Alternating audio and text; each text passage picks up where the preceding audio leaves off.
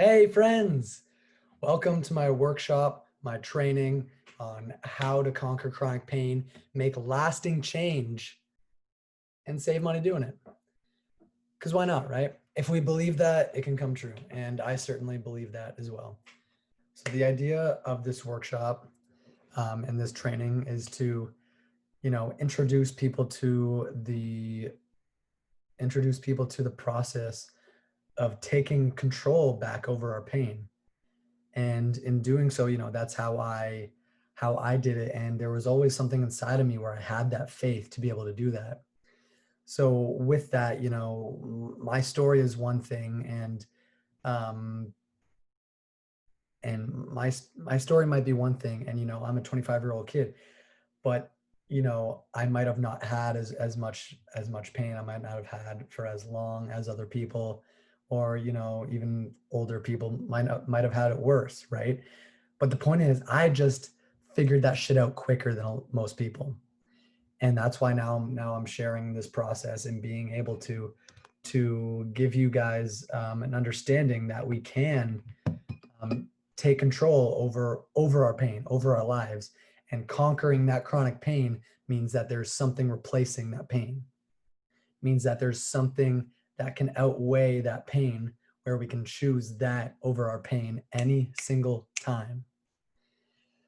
And that for me was passion. So that now I'm translating that to like living a fully passionate life. And that's what translated for my life as well. So give you a bit of background about me and my voice, by the way. Kind of got a little lost over the weekend, from Thursday to Sunday. I was just immersed in a very immersive 4-day 50-hour, it went over 50 hours, 4-day, very immersive personal and professional development program. So that was, and I went full out, and I can be absolutely certain that I went full out and played full out and got the most out of it. If you can't tell from my voice that I went that full out on it. So since I have a story, and I portray the story, and storytelling is so ingrained in how we shape our lives. And there is an interest and there's a passion in doing that. And to break it down into the process of this storytelling process, and the process of conquering our chronic pain, right? And being able to basically conquer our chronic pain, not just conquer our chronic pain, but make it last, right? Conquer our chronic pain forever, right? If like conquer our chronic pain forever, make it last, make it lasting, and save money in the process, save money while doing.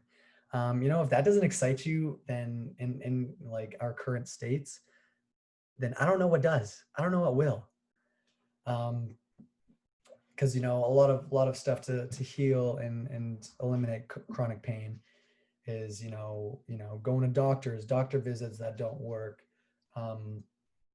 pills and medications that are very temporary, and you need to refill, and they not only are very temporary, and some don't even work.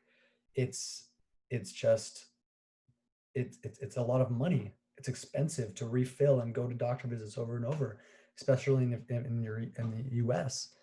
um, and I'll give this example too. It's not just, it doesn't just happen for people with chronic pain, right? We go to doctors to have different procedures, or for them to give us you know things to do, or certain physical therapies, or suggestions or strategies and exercise and stuff, how to take care of this.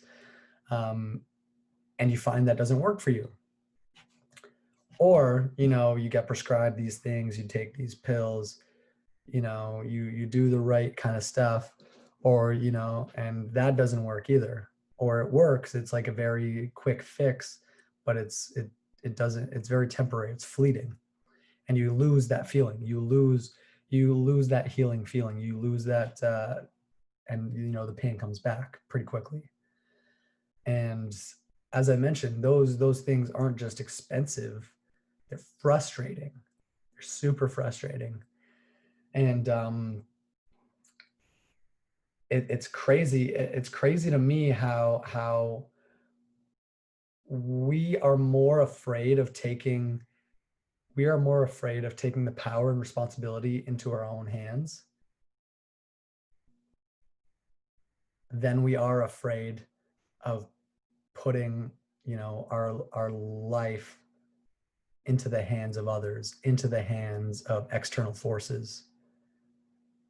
We are more scared of taking the responsibility for ourselves than we are scared of putting our bodies, the responsibility of our body into the hands of others. That's what scares me, is putting the responsibility into the hands of others. Especially now that I know this.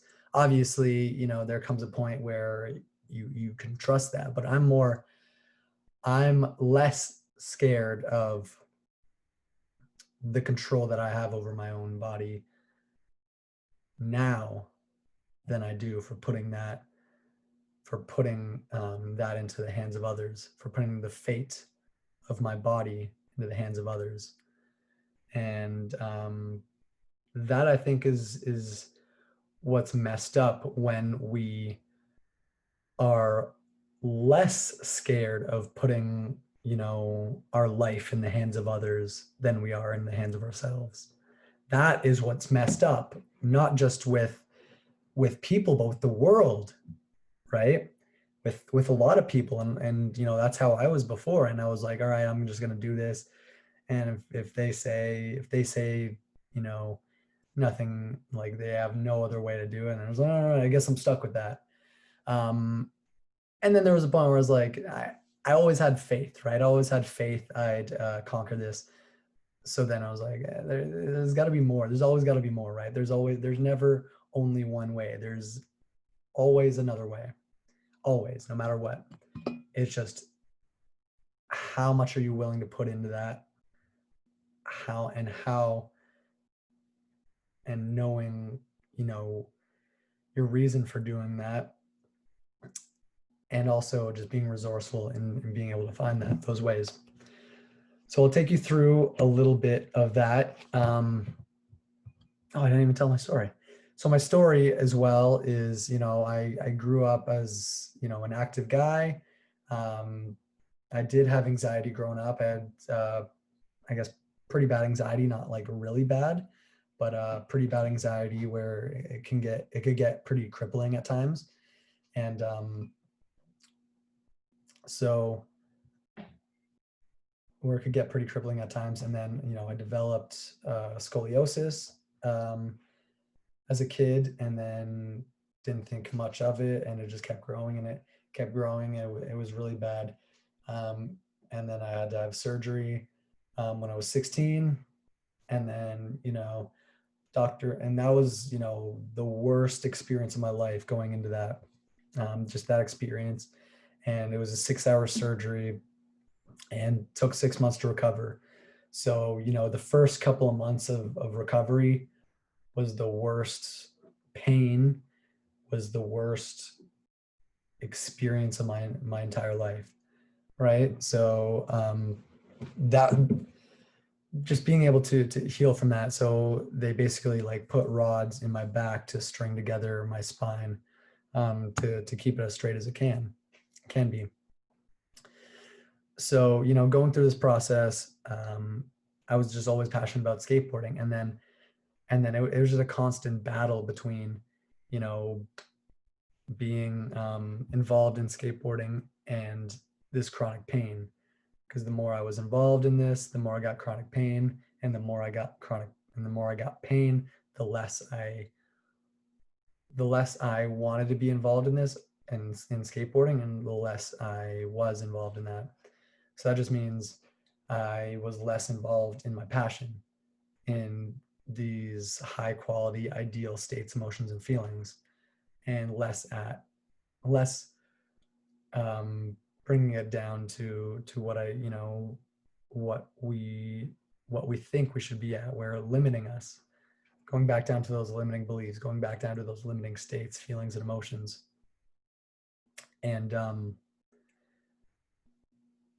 and long story short, like I kept pushing, right? I had this passion, but I had this pain. I had this passion, but I had this pain that came along with it. And I it was like I was an active guy, and then when I found skateboarding, it was like no other sports mattered. So I'm going back to that, and just being able to say like, hey, like this matters more to me than the pain. Like my passion means more to me than the pain. Um, I'm going to continue doing this regardless. And that led me down a path of hurting myself more, and it just wasn't sustainable. So I struggled throughout my story. It was a lot of struggling to keep that passion. Um, just not being as focused on that passion, not being as connected with that passion as I was or as I wanted to be.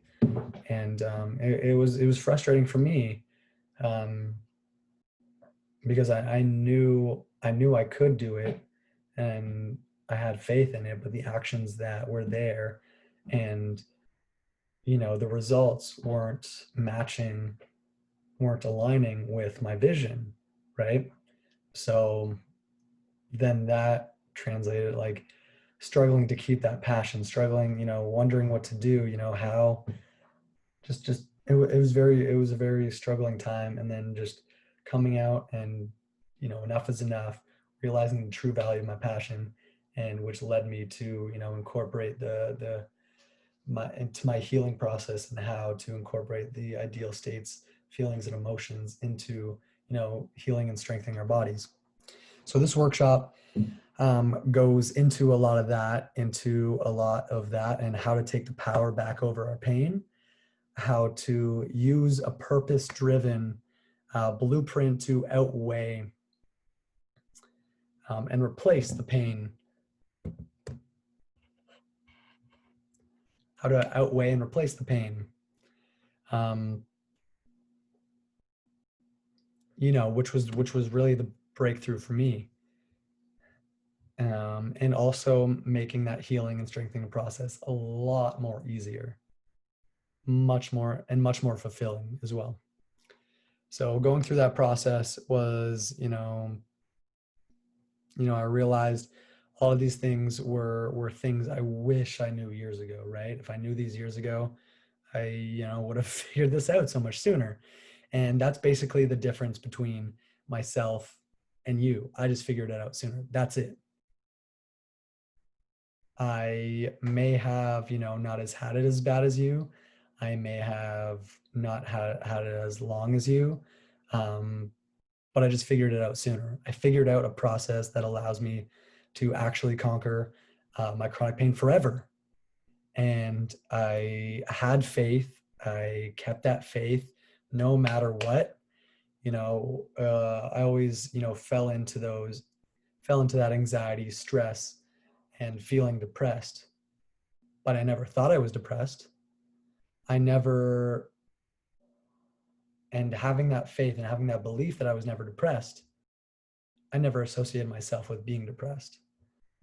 Um, and like even going back to like this too shall pass type of thing, where everything was temporary, and I just had that faith that things could get better, and just learning that, um, and just learning and not wanting to, because going to my doctor visits, just like I said, frustrated with my doctor visits and that not being able to do much for me. Going to a chiropractor, they can't do much. It was, one, frustrating because it took a lot of my time, and two, expensive, right? So I'm like, why am I going to pay this much if it's not going to do anything for me? It's not going to actually help. And I mean, it helped a little bit. It helped me gain some knowledge and perspective, but it didn't help drastically, right? It didn't solve my problem. It did not solve my problem. It helped, but it didn't solve anything, right? So then that's where it was like, all right, I all these things just kind of clicked. I got into more personal and professional development, and that was like, the thing I just did recently too, where I kind of lost my voiceover, was a huge one of the biggest, and now it's virtual, so that was even more of unprecedented. But what I was just part of was the biggest personal development immersive event I've ever been to. I've been to a couple now, and starting to realize the power of that. I went into that really. It was weird for me, but then I got more into the momentum. There's people there that are in the same situation, that are supportive of everyone. It's the best communities you could ever be a part of. Personal development, personal and professional development communities are the best communities you can be a part of. And like, especially getting friends from that, and more peer groups from that, and adding people to your peer group as well from that is the most powerful people you're ever going to meet. So with that, it started to make me think like, okay, I have this passion, and I'm reflecting on my story of like, all right, this has been something that's just been there throughout everything, right? And basically I created a framework and an exercise for people to go through, right? It's 3 pages, and it goes through, I mean, it's not like long, right? You fill it out, right? So there's small prompts that allow us to go through this framework and process. And I'll share what that is right now.